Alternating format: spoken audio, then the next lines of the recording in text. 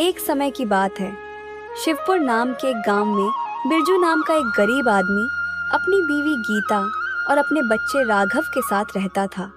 बिरजू एक सामान्य मजदूरी का काम करता था। पापा, आज मुझे प्रोग्रेस कार्ड मिला है स्कूल में। देखिए कितने मार्क्स आए हैं, और यह देखकर यहाँ साइन कर दीजिए। मैं अच्छे से पढ़ रहा हूँ या नहीं, यह मार्क्स देखकर बताइए। अरे राघव, ये सब चीजें मुझे कैसे मालूम होगी? मुझे और तुम्हारी माँ दोनों को दस्तखत करना भी नहीं आता है, पता है? तुम्हें ही अच्छी पढ़ाई करके बड़ा आदमी बनना है बेटा। मैंने तो कहा था आपसे कि मैं आपको साइन करना सिखा दूंगा। देखिए, यहाँ लिखिए बिरजू। ये सब मेरे बस की बात नहीं है। बताओ अंगूठा कहाँ लगाना है? मुझे वो बताओ, मेरे अंगूठे पर बस थोड़ी सी इंक लगा दो। अगली बार जब तक प्रोग्रेस कार्ड आए तब तक आप साइन करना सीख लीजिएगा पापा। स्कूल के सारे बच्चे मुझे चिढ़ाते हैं कि तुम्हारे पापा तो अंगूठा छाप है। बेटा, अगली बार तुम्हारे पापा जरूर साइन कर देंगे। तुम अच्छे से पढ़कर हमारा नाम रोशन करना और हमें पढ़ना लिखना सिखाना, ठीक है? आप हमेशा ऐसा ही कहती हैं माँ। अगली बार मैं बिल्कुल नहीं मानूंगा, कह देता हूँ। इस तरह वह दोनों अपने बेटे को बहुत ही प्यार करते थे। अभी मैं काम पर जा रहा हूँ, दोपहर में मेरे लिए डब्बा लेकर आ जाना, ठीक है? सुनिए जी, घर में चावल नहीं है, बस सिर्फ एक बार ही खाना बन पाएगा। आते आते आप चावल और सब्जी ले आइएगा। हाँ हाँ, ले आऊंगा। मजदूरी मिलना बहुत मुश्किल हो गया, पता है? इसके बाद बिरजू काम ढूंढने के लिए निकलता है और चलते चलते अपने आप से ही बोल रहा था, पता नहीं क्या करें। हर रोज काम ढूंढना बहुत मुश्किल होता जा रहा है। करूं भी तो क्या करूं? पता नहीं कौन काम देगा। ऊपर वाले से प्रार्थना करता हूं कि आज काम मिल जाए। ये सोचते हुए वह सेठ के पास पहुंच जाता है। क्या रे बिरजू, आज इतनी देर क्यों हो गई आने में? यह देख, तेरे लिए बोरे पड़े हुए हैं। इन बोरों को गोदाम में डालना है। अगर थोड़ी देर और की ना तो मैं दूसरे मजदूर को बुलवा लूंगा। आप ऐसा मत करिए ना मालिक। कल आपने मुझे काम दिया ही नहीं था, इसलिए आज देर से आया था। कल से मैं जरूर जल्दी आऊंगा मालिक, मगर काम तो मुझे ही देना और किसी को मत बुलाना। आपसे मिलने वाले पैसों से मेरे बहुत सारे खर्चे निकल जाएंगे। ठीक है, इन बोरों को अंदर डाल देना। दोपहर तक एक और गाड़ी आ जाएगी। इसके बाद बिरजू उस बैलगाड़ी से एक एक बोरे को लेकर गोदाम में रखता है।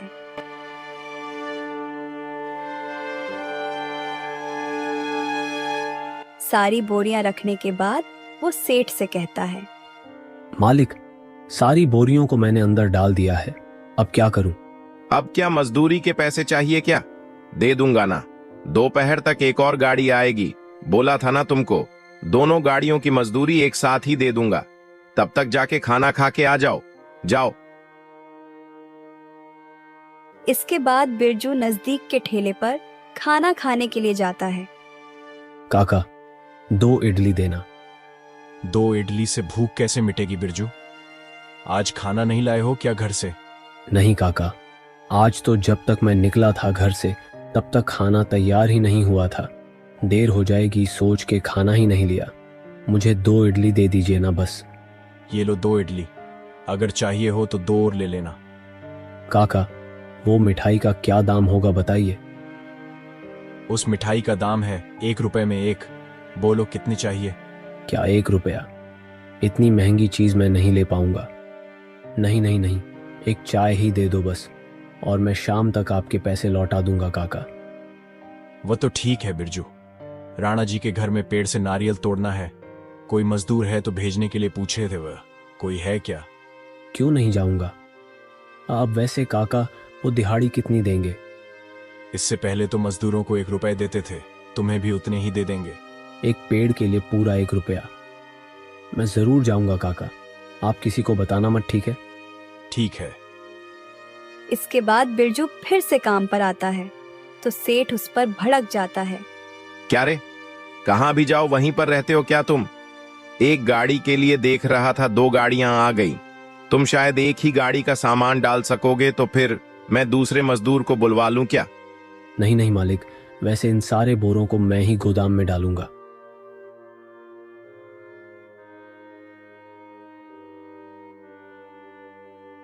बाप रे, कमर बहुत दुख रही है।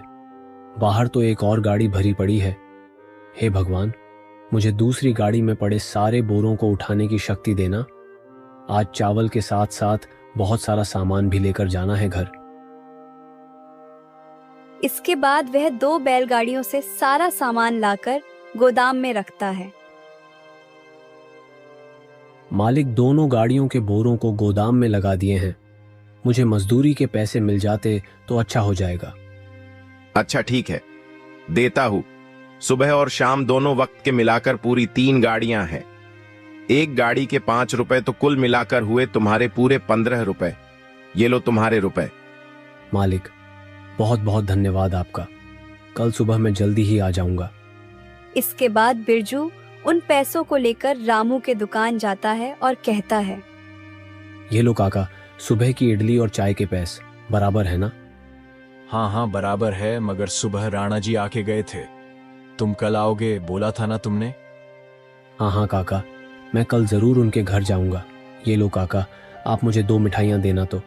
ओहो, आज तो मजदूरी से पैसे कमा कर आए हो लगता है। मिठाई खाने का मन कर रहा है क्या? नहीं नहीं, यह मेरे लिए नहीं है, मेरे बेटे के लिए है। उसको ये बहुत पसंद है। वो पिछले काफी दिनों से मांग रहा था, क्यों ना आज लेकर जाऊं। तुम्हारे बेटे के लिए तुम्हें कितना प्यार है। तुमने आज तक जो भी लिया है सिर्फ उसके लिए ही लिया है। क्या करूं काका, मेरी इकलौती औलाद है। मैं जो कुछ भी करूं उसी के लिए कर रहा हूं। ये लो आपके रुपए। इसके बाद बिरजू रास्ते से चावल, सब्जी और घर के जरूरी सामान खरीदता है और लेकर घर जाता है। ये लो लक्ष्मी, तुम्हारा घर का सामान और सब्जियां। अरे राघव कहाँ चला गया, दिखाई नहीं दे रहा। अपने किसी दोस्त के घर गया है। उसके पास कोई जरूरी किताब नहीं थी तो वह वहाँ पर पढ़ने के लिए गया है। देखो, राघव को पढ़ाई से कितना लगाव है ना। इसे हमें बहुत खूब पढ़ाना चाहिए। उसकी पुस्तक का दाम क्या होगा शायद? ये देखिए, आ ही गया। पूछिए उससे ही अब। अरे राघव, देखो मैं तुम्हारे लिए क्या लाया हूँ। स्वीट्स लाया हूँ, रामू काका के होटल की है, बहुत स्वादिष्ट है। खाने की चीज पर इतना खर्चा क्यों करते हैं? पापा, वो पैसे आप मुझे दे दिया कीजिए। मैं उन्हें जमा करके अपने लिए किताब ले लूंगा, ठीक है? बेटा, मैं उसके लिए भी पैसे दे दूंगा। ये लो, ये मिठाई तुम खा लेना, ठीक है? और तुम्हें पुस्तक खरीदने के लिए कितने पैसे चाहिए मुझे बता दो, मैं ला दूंगा। मुझे कुल मिलाकर 6 रुपए चाहिए पापा।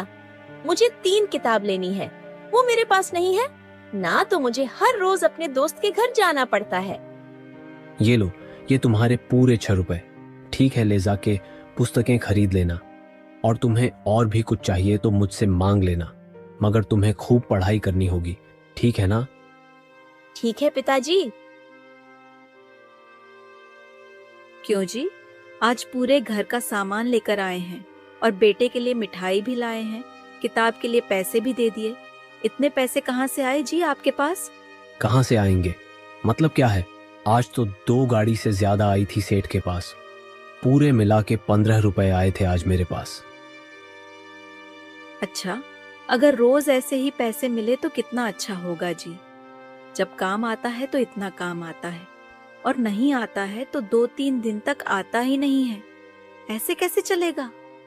अगर रोज काम मिलता रहे तो कितना अच्छा होगा। बहुत अच्छा होगा, मगर उन बोरियों को उठाने की ताकत भी तो मुझ में होनी चाहिए ना। आज बोरियों को उठाते वक्त मुझे कमर में कितना दर्द हुआ क्या बताऊं, मगर क्या कर सकते हैं, काम तो करना पड़ेगा ना। इस तरह कुछ साल बीत जाते हैं। राघव अपनी स्कूल की पढ़ाई पूरी कर लेता है। बाबा, आज तुम्हें मास्टर जी ने बुलाया है स्कूल में। मुझसे क्या काम होगा उन्हें? जो कुछ भी वह कहेंगे मुझे समझ में तो आएगा नहीं। तुम ही जाओ।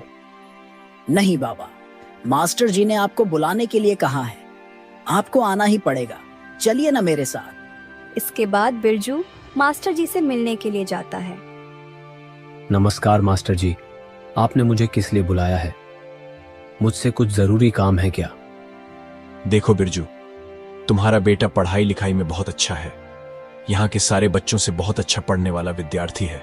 वो इसलिए मैं तुम्हें एक सलाह देता हूँ, राघव को शहर भेजकर जितनी ऊंची हो सके पढ़ाई करवाओ। वहाँ की पढ़ाई यहाँ की पढ़ाई से बहुत बेहतर होती है। अगर तुम्हारा बेटा शहर में जाकर पढ़ेगा तो बहुत अच्छी नौकरी मिलेगी। बिल्कुल मास्टर जी, आप जैसा कहेंगे वैसा ही होगा। इसके भविष्य के लिए मैं कुछ भी करूँगा। बस मेरे जैसे मजदूर नहीं बनना चाहिए। एक काम करना, मुझे जो भी बोलना है राघव को समझा देना, क्योंकि वो बातें मुझे समझ में नहीं आने वाली हैं। मैंने तो ये सारी बात राघव को बोल दी है, मगर वहां पे पढ़ाई लिखाई का खर्चा बहुत ज्यादा आता है। बहुत सारे पैसे भरने होते हैं।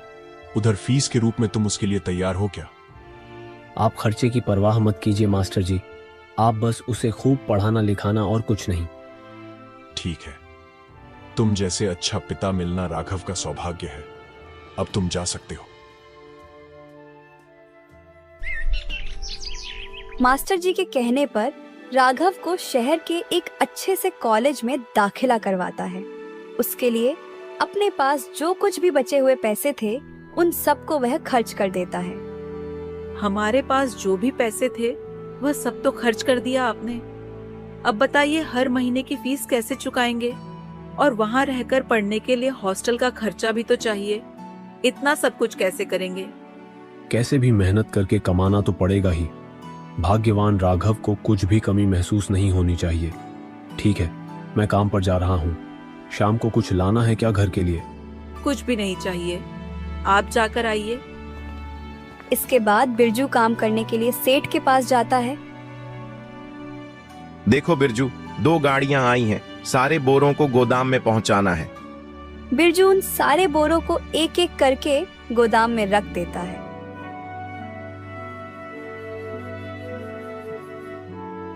सारी बोरियां अंदर रख दी है मालिक। ये लो मेहनत की कमाई, पूरे 10 रुपए। मालिक, ये आप ही के पास रखना। अगर शाम तक और कुछ गाड़ी आ जाएंगी तो पूरे मिलाकर एक ही बार में दे देना। आज तो और कोई गाड़ियां नहीं आने वाली है बिरजू। ये पैसे लेकर घर चले जाओ। कल सुबह थोड़ा जल्दी आ जाना और 2 गाड़ियां आएंगी। उन पैसों को लेकर बिरजू रामू काका के ठेले पर जाता है और कहता है, काका, एक चाय देना तो। आओ आओ बिरजू, आ गए। तुम्हारी ही राह देख रहा था मैं। प्रताप जी किसी मजदूर को भेजने के लिए बोल रहे थे। धान की गाड़ियां आई हैं, कहाँ था उन्होंने? उसमें से बोरियां निकालकर गोदाम में पहुंचाना है। क्यों नहीं जाऊंगा, अभी जाऊंगा। अरे चाय मांगे थे ना, बगैर चाय पिए चले जा रहे हो तुम। वापस आके पी लूंगा। अगर इतने में उन्हें कोई नया मजदूर मिल गया तो मेरा तो काम छूट जाएगा ना। तुम्हारे बेटे के पढ़ाई लिखाई के लिए कितना मेहनत कर रहे हो तुम। बिरजू इसके बाद प्रताप जी के पास काम खत्म करके घर आ जाता है। क्या हुआ जी? आज तबीयत तो ठीक है ना? बहुत उदास लग रहे हैं। ऐसा कुछ भी नहीं है भाग्यवान। आज के दिन 4 गाड़ियों के बोरे उठाने पड़े थे मुझे, तो कमर कुछ ज्यादा ही दुख रही है आज। इतनी बार कहा है ज्यादा काम मत करिए। अब देखिए कमर दर्द हो रहा है। जब हमें काम चाहिए तब काम नहीं मिलता, इसलिए जब मिलता है तब कर लेना चाहिए। तभी थोड़े रुपए हम कमा सकेंगे। ऊपर से राघव को पैसे से भेजने का समय भी नजदीक आ रहा है। देखिए सारी कमाई अब उसके पढ़ाई में खर्च हो रही है। अगर वह गांव में ही पढ़ता तो इतना कष्ट नहीं होता ना। वह बहुत अच्छा पढ़ता है गीता। हम अगर उसको एक अच्छी सी कॉलेज में दाखिल कराएंगे तो उसका भविष्य उज्जवल होगा ना। इसीलिए मैं इतनी मेहनत कर रहा हूँ। ठीक है, तुम ये बातें भूल जाओ। पहले कुछ खा के सो जाते हैं। कल जल्दी आने के लिए सेठ ने बोला है मुझे। इस तरह बिरजू हर छोटा बड़ा काम करते हुए एक एक रुपया भी ना जोड़ते हुए सारे पैसे इकट्ठा करता है। उन पैसों को लेकर पोस्ट ऑफिस जाता है। देखिए पोस्ट मास्टर जी, ये कुछ पैसे मेरे बेटे को भेजने हैं। देखो बिरजू, तुम हर महीने इतने सारे पैसे अपने बेटे को भेजते हो, आखिर बेटा पढ़ क्या रहा है? आखिर अब मुझे क्या पता, पढ़ाई का इतना खर्चा होगा बोल के वह मुझे संदेश भेज देता है। मैं उतनी ही रकम उसे आपके द्वारा भेज देता हूँ। मैं तो अनपढ़ गवार हूँ, मुझे क्या पता। ये लो रशीद, कम से कम एक बार जाकर वहां देखकर तो आओ। तुम्हारा बेटा क्या पढ़ रहा है, क्या कर रहा है? वो फिजूल के खर्चे नहीं करने वाला मास्टर जी। ऊपर से मेरे शहर जाने और आने के लिए खर्चा लग जाएगा वो अलग, इसलिए मैं नहीं जा रहा। ऐसे ही कुछ समय बीत जाता है। एक दिन वह पैसे भेजने के लिए पोस्ट ऑफिस आता है तो उसे अजय जी मिलते हैं, जिनकी बिरजू की पहले से कुछ जान पहचान थी। अरे बिरजू, कैसे हो तुम मालिक? अजय जी मालिक, आपको देखे मुझे कितने महीने हो गए हैं। पहले तो आप रामू काका के ठेले में हर रोज आते थे ना, अब आप कहाँ पे काम कर रहे हो? मैं शहर में एक बड़ा दफ्तर में बड़ा अफसर का काम कर रहा हूँ। कुछ चिट्ठी भेजने के लिए आए हो क्या यहाँ पे? नहीं मालिक, मेरा बेटा शहर में ऊंची पढ़ाई कर रहा है, उसको पैसे भेजने के लिए मैं यहाँ आया हूँ। तुम वैसे ही मजदूरी कर रहे हो या दूसरा काम भी करते हो? वही मजदूरी कर रहा हूँ मालिक, मैं तो एक अनपढ़ गवार हूं ना। इस मजदूरी के अलावा मुझे क्या ही आएगा। मेहनत करके मेरे बेटे को बस पढ़ा रहा हूं। महीने में आखिर कितना कमा रहे हो और बेटे को कितना भेज रहे हो? महीने में 1000 लगभग कमा रहा हूं मालिक।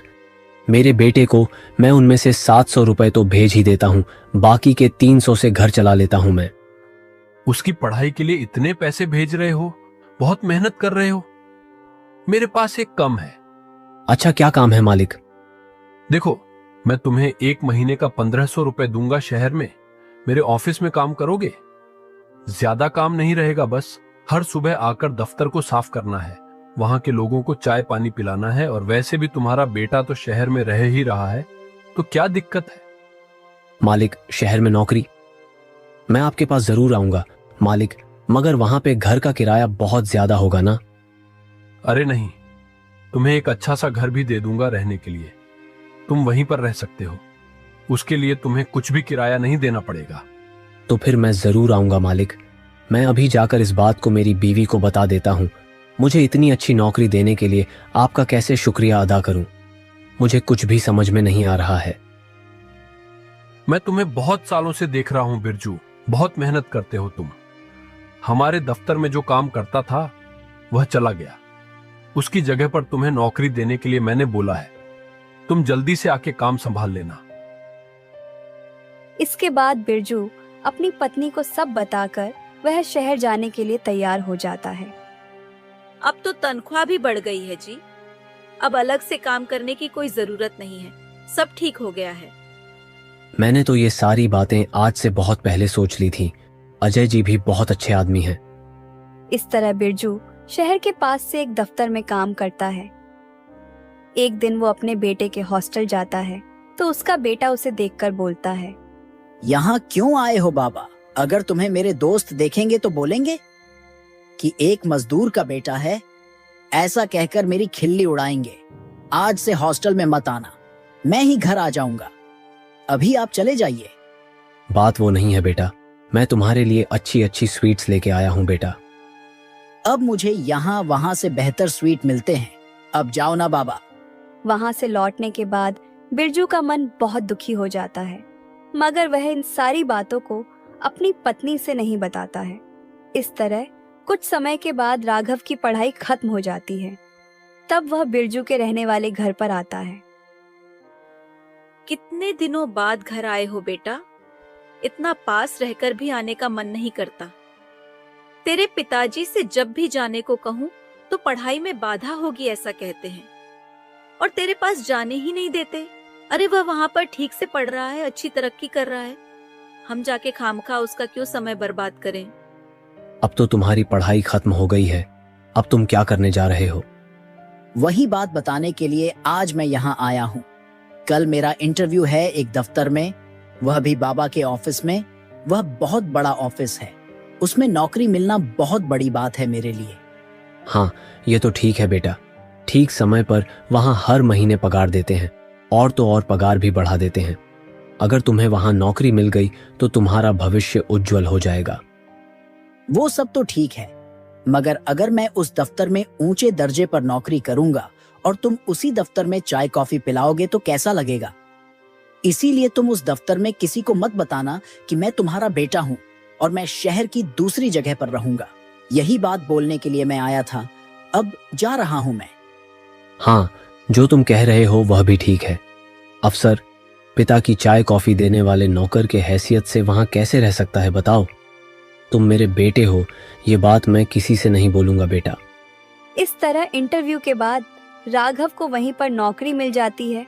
अगर उसके पिता कभी सामने आते हैं तो राघव अनजान बन जाता है। इस तरह से कुछ दिन बीत जाते हैं। राघव की माँ बहुत बीमार हो जाती है। इस बात को राघव से कहने के लिए बिरजू उसके पास आता है। इतनी छोटी सी बात बोलने के लिए क्यों आए हो बाबा? ऊपर से इतना नजदीक आकर भी बोल रहे हो। देखने वाले क्या समझेंगे?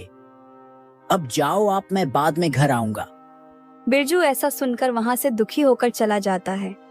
इस तरह एक दिन ऑफिस के बड़े अधिकारी अजय जी राघव को बुलाते हैं। राघव, आज मैं तुम्हें इस दफ्तर से निकाल रहा हूं। कल से तुम मेरे दफ्तर नहीं आओगे। मैं तो सब कुछ ठीक से ही काम कर रहा हूँ ना, तो फिर मुझे नौकरी से आप क्यों निकाल रहे हो मालिक? अनजाने में कुछ गलती हुई हो तो मुझे माफ कर देना। कृपा करके मुझे नौकरी से मत निकालिए। तुम क्षमा करने के लायक ही नहीं हो। वह तुम्हारा बाप है। तुम्हें नौकरी कैसे मिली? तुम्हें मालूम है क्या? तुम्हारी पढ़ाई खत्म होने के बाद तुम्हारे पिता ने तुम्हारे बारे में बताया था। तुम्हें नौकरी देने के लिए गुजारिश किया था। तुम्हारे पिता की बात मानकर तुम्हें इंटरव्यू कार्ड भेजा था। यानी कि तुम्हें यह नौकरी खाली तुम्हारे पिता की अच्छाई की वजह से मिली है। तुम जैसे 1000 लोग मिल सकते हैं, तुम्हारे पिता जैसा नहीं। तुम्हें उसने कितनी मेहनत करके पढ़ाया था, ये बात सिर्फ मुझे मालूम है। वैसे पिता का तुम अनादर कर रहे हो, मैंने कभी सोचा भी नहीं था। अब तुम इस नौकरी के लायक ही नहीं रहे हो। अब तुम यहाँ से जा सकते हो। मुझे शक्ल मत दिखाओ तुम्हारी। निकल जाओ यहाँ से। मुझे माफ कर दीजिए सर, मुझे मेरी गलती का एहसास है। सर, आज मैं अपने माता पिता की अच्छे से देखभाल करूंगा। ये मेरा आपसे वचन है। मैं अभी जाके बाबा और आई को अपने घर ले आऊंगा। मुझे क्षमा कर दीजिए। अगर तुमने दोबारा ऐसा किया तो कभी मेरे सामने मत आना। अब तुम जा सकते हो। इस तरह अपनी गलती का एहसास करके राघव अपनी माँ और पिताजी के साथ बड़े ही प्यार और खुशी से रहने लगता है।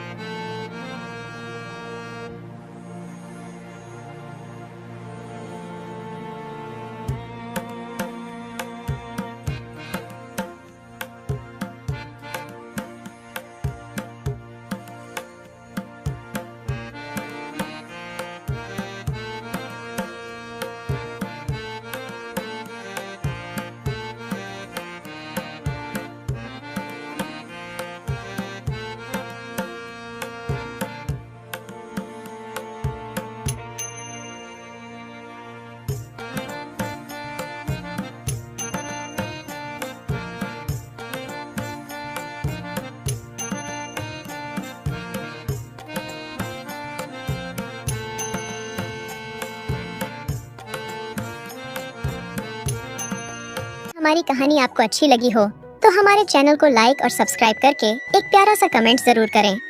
Thanks for watching.